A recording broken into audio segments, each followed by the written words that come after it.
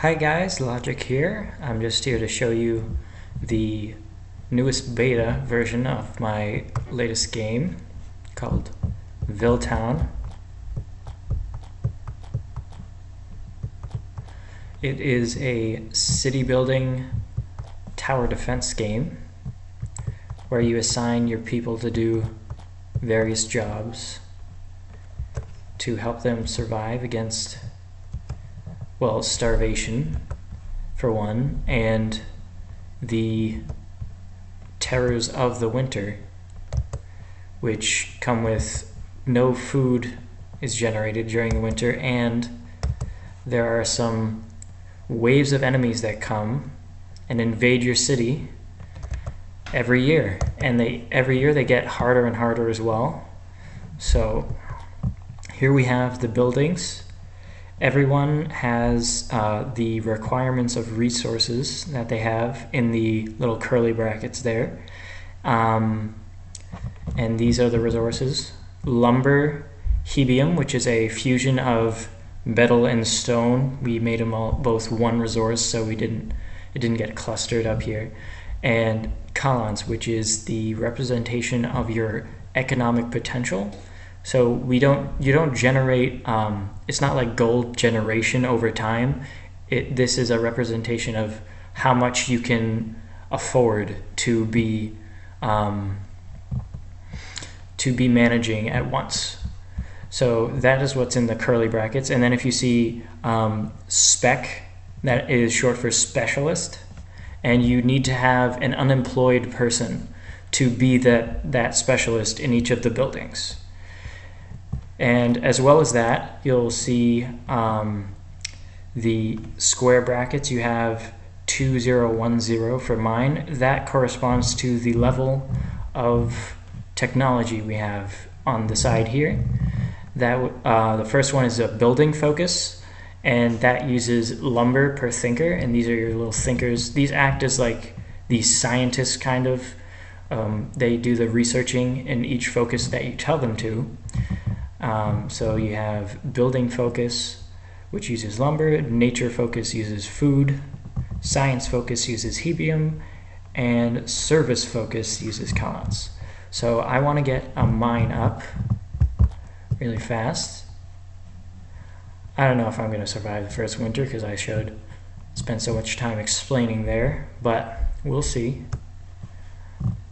I set my people to hunters right away, because they will hunt passive creatures as the year goes on, and that will generate food. If you see right there, a hawk just died. And that gave me 1 food each. As of right now, they don't really have a range on them. This is beta, so they can pretty much snipe any hawk anywhere on the map. So that's always fun. And there we go. We got the 2-1 requirement, and once you get it, it doesn't display it on the next to the resource requirement there. But here we go. Now I click here and I build the mine up. And this, as you can see, we also got a tower, which is just a strong barricade. It doesn't really have a function, except it has more health than other towers, so it'll take enemies longer to break through it. Before I increase the amount of thinkers I have, I'm gonna research service focus, because that's how much colons I have. I had 2 colons, and now I don't, because it's going into the service focus. And now to get colons back, I just build myself a market, like so. And then the builders, I'll assign more builders, and they will go and build a little building. As you can see, our people all have different colored shirts on. The color shirts are represented, or the jobs are represented by the color shirts they have, and those match up with the color of the number. So you should never just be not thinking about anything, even if it's going to take a really long time. You always want to be thinking. So focus. We'll get a little archer barracks to make our hunters better at hunting.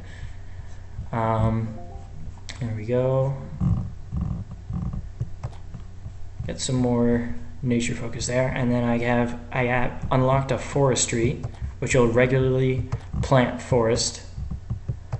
And then I can have my lumberjacks will just automatically chop those down for me. I'm going to want another mine over here. I just got this new laptop today, so I'm using the touchpad, so it's kind of hard to click on things.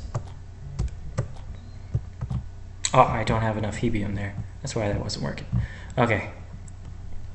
So yeah, this is autumn. This is usually when you want to start building up your defenses for the winter. So I'll build a few towers. Make sure I'm going to leave a few spaces there to build more forestries. Yeah, this is usually the month where you get really stressed out that winter's coming, because once you pass the first winter, it just gets really difficult from there. So be ready. Yeah, I just get a little wall of barricades, and then after the first winter I just alternate space them out between buildings after that. I'm not going to be thinking in the winter. I'm going to want them, the people who were thinkers, to be assigned to hunters and warriors. I might try to get a normal barracks up as well to increase my warrior efficiency. That builder's going to walk all the way to the other side to try to build that barricade first. But yeah, here we go. I don't need lumberjacks either. Let's do that. There we go. And here come the wolves. There they are, trying to get as close as they can to my town. They're gonna, what the enemies do is they attack the left and rightmost towers, and then they just work their way into the middle. And they don't attack your people. They just destroy the inorganic things that they find. They don't like the they don't like these little abominations, is what they see them as. And then if they get to your center tower and destroy it, this little health orb here, that's what this represents, is the health of your center town, then that's when you lose the game. You can also lose the game if your people die of starvation. That is the only way they can die. So you have your food represented here. You see it's not going up because it's winter. So the forests don't spawn creatures in the winter, and farms don't produce food. If I had built any farms, I usually go hunters for food, but if you want to build farms, then you can afford to sign the people who you would have as hunters as thinkers or lumberjacks or builders or anything like that. So there are many strategies and ways to go about surviving. And I just wanted to show you where it is right now, the first stages of the game.